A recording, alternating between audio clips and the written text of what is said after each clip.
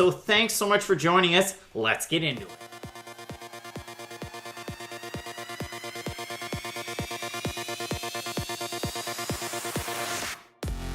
All right, Matt. So UFC in Stockholm. Millie says that was a great finish right there. That was something, wasn't it? 2 great finishes in a row. Man, this card was actually way more fun than advertised. I think we've given it a C, yeah. Yeah, and I mean, that's typically what we'll do on some of these cards that have lesser name recognition. Coming out of them, it's always fun to go back because this was legit an A card. That's the thing. And a lot of the times where you think it's going to be a C card, it's always a bunch of guys who just have something to prove, and then the fights are always exciting. Yeah, so a great one there. We get to see Anthony Smith celebrating with his corner. You can see my Twitter feed right there. We'll go all the way back to the start, but if we can focus on that main for just a little bit, I'll bring it up first. We can start there, and then we'll go back through. Kind of a weird fight. Yeah, and look at the rest of the cards. So kind of a weird fight because the way that we had scored it, I mean, we had Smith winning the first 2 rounds, Gustafsson coming back in the second, in the third. And then in the fourth, Anthony Smith comes out strong again like we saw.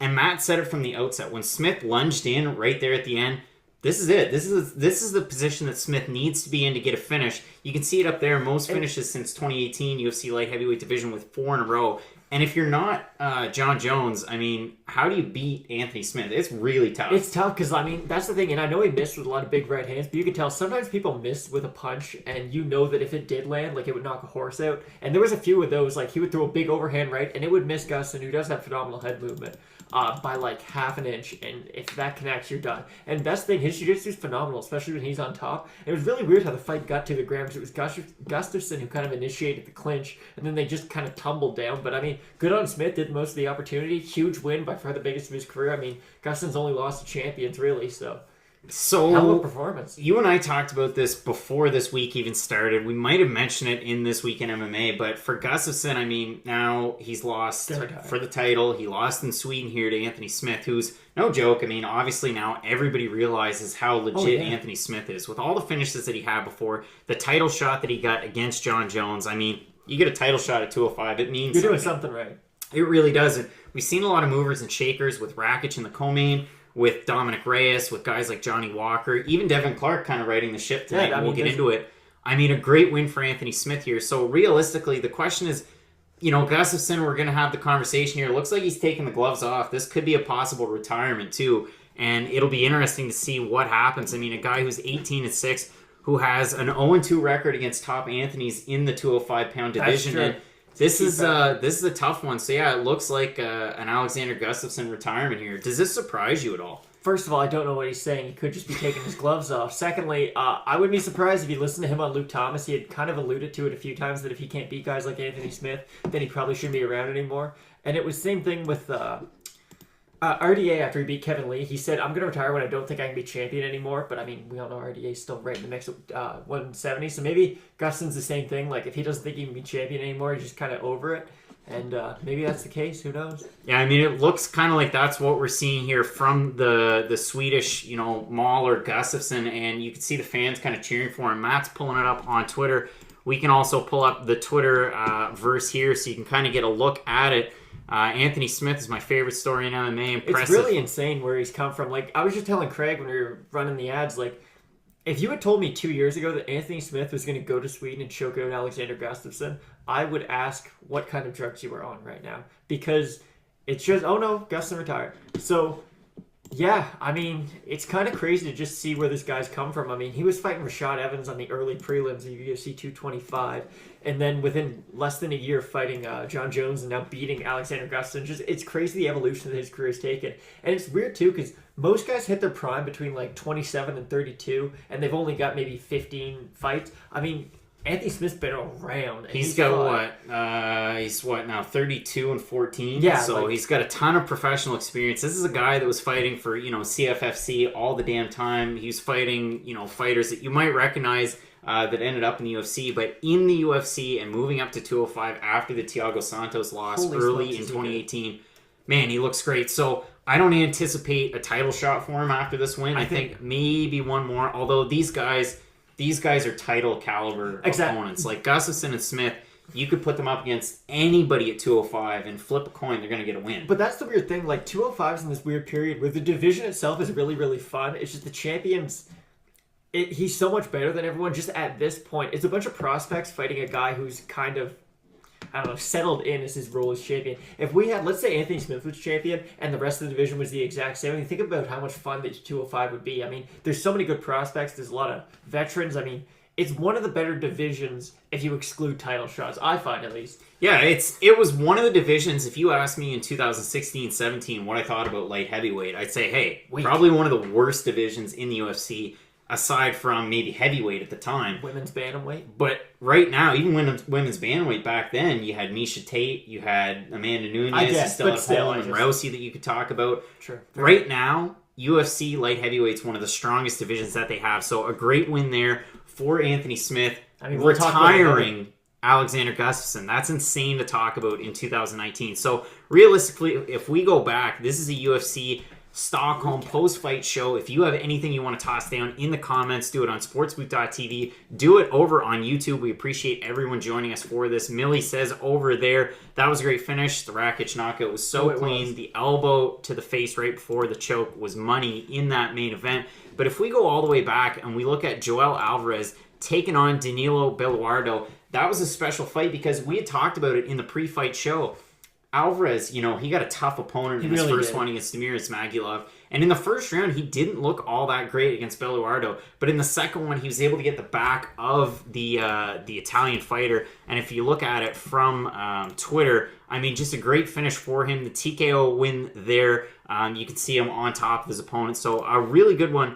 Now, it's going to be interesting, what comes next for him because he's such a tall guy to be in that division. I mean, taking on a guy like Belluardo, you don't know what to expect from him. He's coming over from Venator. I know there's been some decent fighters from Venator in the past. I'm looking at Stefano Paterno, who's a Cage Warriors champ.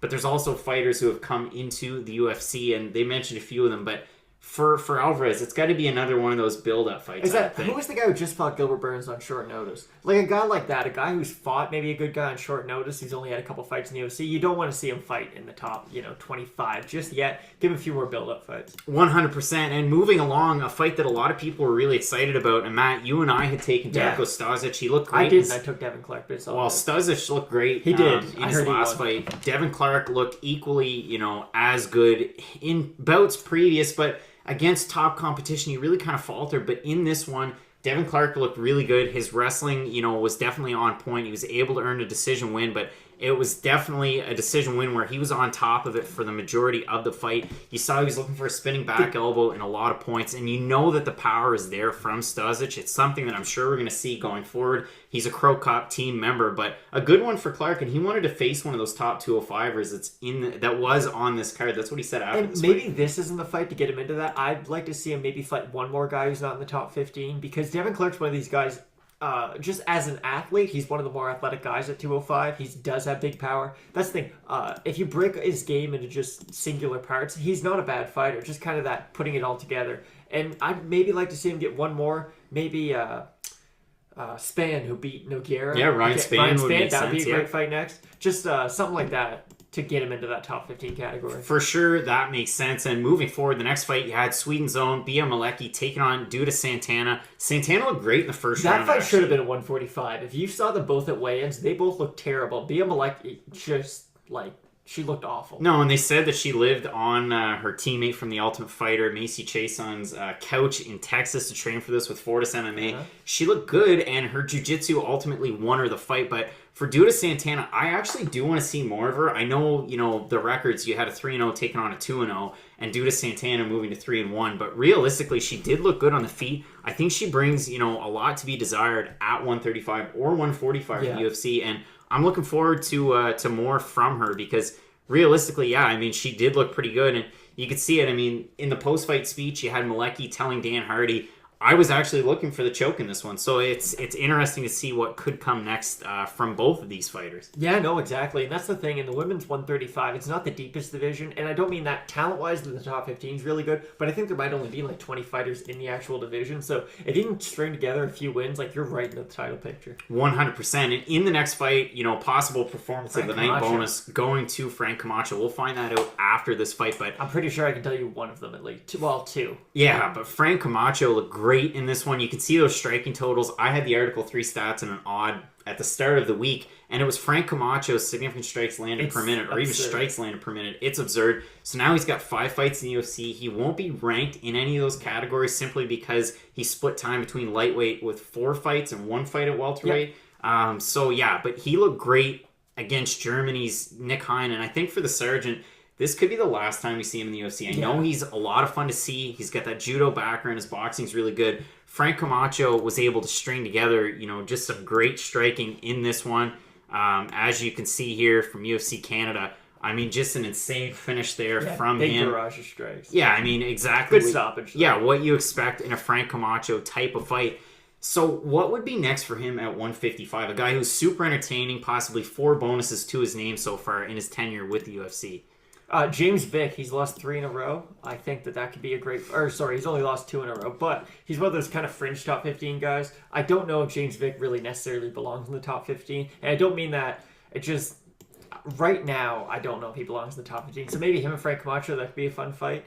Someone along those lines. I don't want to see him fight any of them really, really high-ranked. James Vick was a stupid answer. That's my bad. I'd like to see him fight like an Abel Trujillo. Maybe a... Abel Trujillo's not in the UFC anymore. What I'm trying to say, who fought Abel Trujillo?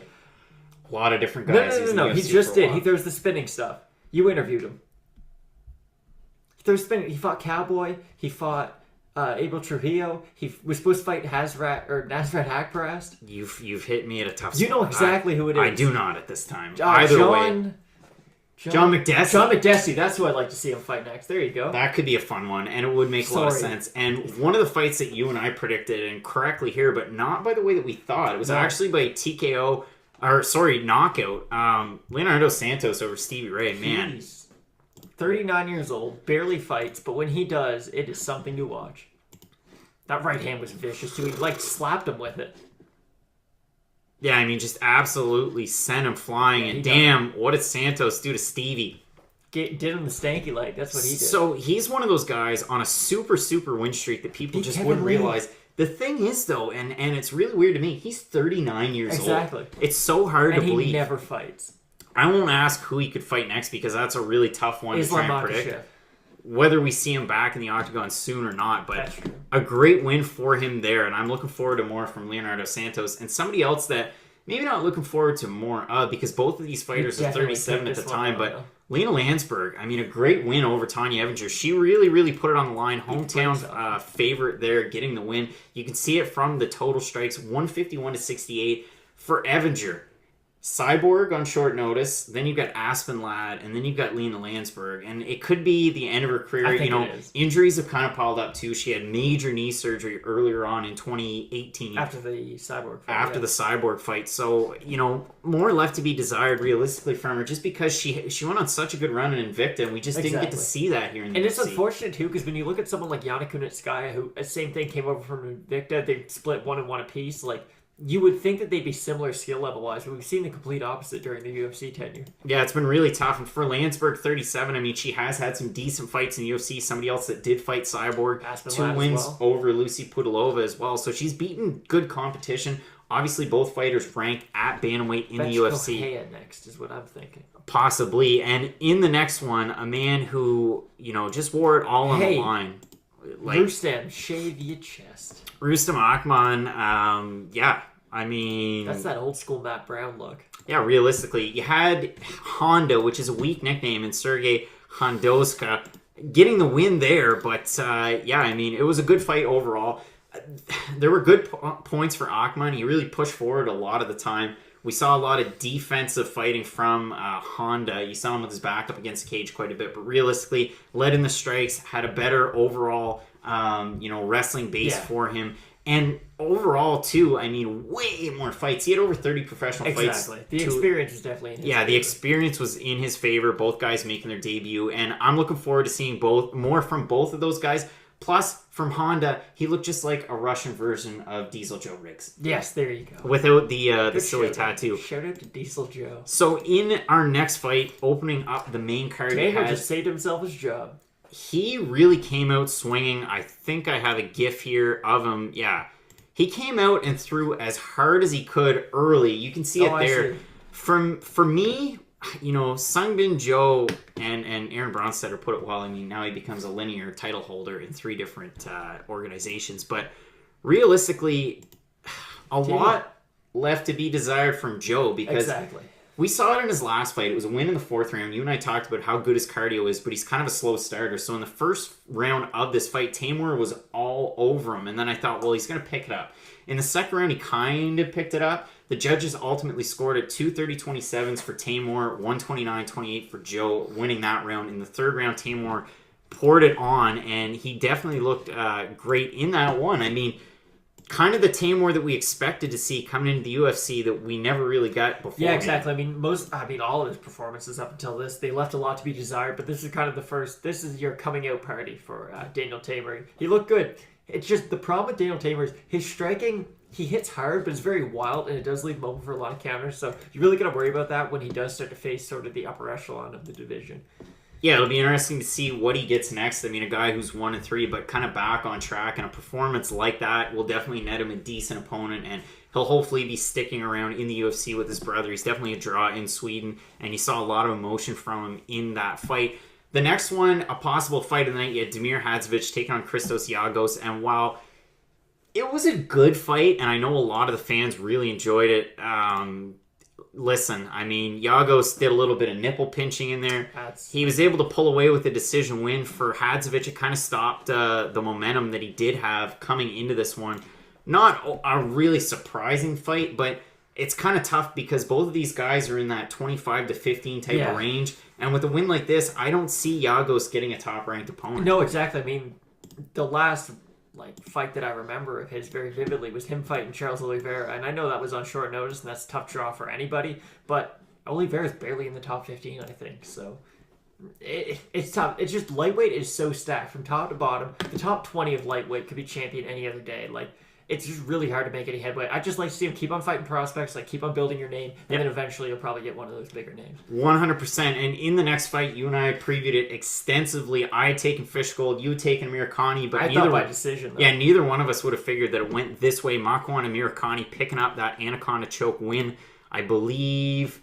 Yeah, we got the video queued up here, and listen, it was like an Angus Young guitar solo on the stage. Both guys spinning around, and a great win for Makwan Amirkhani, beating the BJJ specialist in Chris Fishgold. Amirkhani went weird with a hockey, shout out with the World Championships that just went on, but a great win there for Makwan. Beating Fishgold by submission too was way more impressive. Just the fashion in which he did it was phenomenal.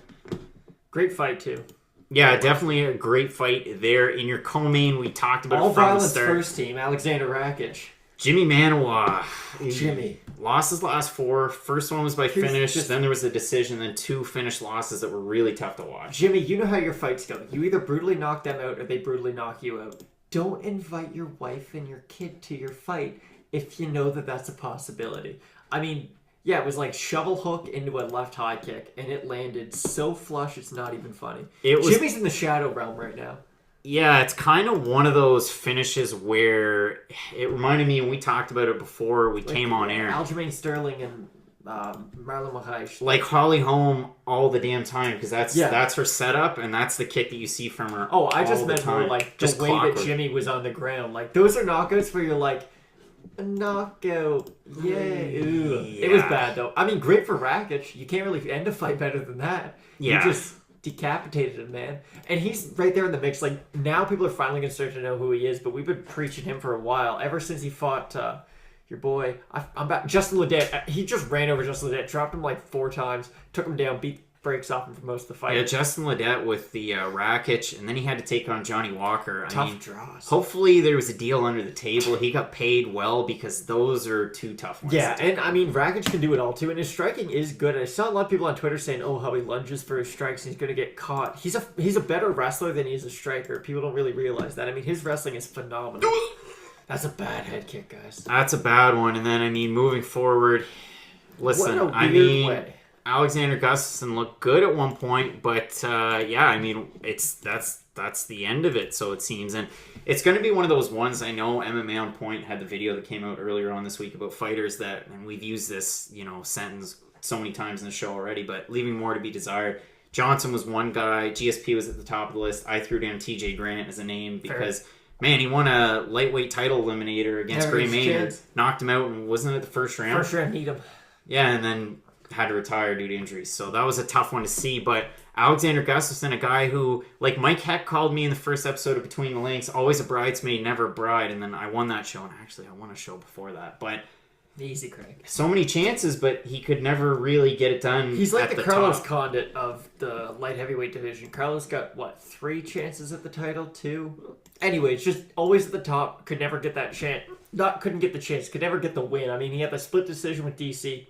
Unanimous with John, that a lot of people thought he won, and then just kind of went downhill from there. I'll give Matt a drink who's got the hiccups, but the question for Millie, do you think he would have retired if he won? I don't. It's a legitimate possibility. Here's the only reason why. Again, if you listen to him on Luke Thomas, not a plug, but send us money. He just kept on saying the whole time he didn't think that Anthony Smith was near his level, and that if he couldn't beat Smith, he shouldn't be around anymore. And fair enough, I would rather see a guy get out when they know that they don't have it than if they just keep on sticking around. Like, I think Uriah Faber and what he's doing is the dumbest thing possible. You're coming back to fight a nobody who's really, really good. Ricky Simone doesn't have a big fan base. We know who he is. We're the hardcore. Yeah, I don't know if nobody's the right We way know to put Ricky it. Simone is going to light him on fire. Uriah Faber just lost to a 16-year-old. They're a different point. Either way, it just... You need to know when the road ends, you kind of need to see it coming. And some guys do. Guys like Bisping, retired, now he's in movies, he's doing a lot of stuff outside of the sport. Got a book coming out, got a documentary coming out. Michael Bisping sent us money, but he's got other stuff to do outside of just the sport of MMA. And I know he's still involved. He helps coach a little bit at Ruka. He does a lot of color commentary. And it'd be nice if more fighters did have those avenues to take so they didn't have to fight, late into their careers when they keep on getting stopped and take a lot of damage that they don't need, guys like BJ Penn. So I don't want to see Gustin fall into that, so I'm kind of happy that he's just kind of getting out now before it gets too bad. So, I mean, that pretty much does us for our post-fight show, UFC Stockholm. I mean, you've got so many good cards coming up. UFC 238 coming up. Absolutely stacked. Tony Ferguson, Cowboy Cerrone. Great fights. Fight Night Picks. You can find us fightnightpicks.net. You can find myself on Twitter and Instagram at Craig Allen FNP. Millie says, are we pumped to see the return of Tony next week? You have no idea how excited I am for that fight. Max Holloway, Dustin Poirier was the last time I was this excited. I think Tony wins, but I don't know. It's going to be fun. I just mean that was the last time I was this excited. Cowboy by TKO. Yeah, I've got Tony Ferguson by submission, That's but a great fight. I love They're looking forward to it. If you want merch too, hit us up. Yeah, hit us up. Maybe we're gonna be generous with some of that stuff moving forward. But looking forward to it. This week in MMA coming up next week. Of course, we'll recap these fights one more time in a little bit less detail. But looking forward to that. Hit us up, like I said, on Twitter and Instagram. And give us a sub on sportsbooth.tv as well as YouTube. We appreciate it. You'll know when we go live. And hopefully you can join us for the next episode of Fight Night Picks. We'll find you next week.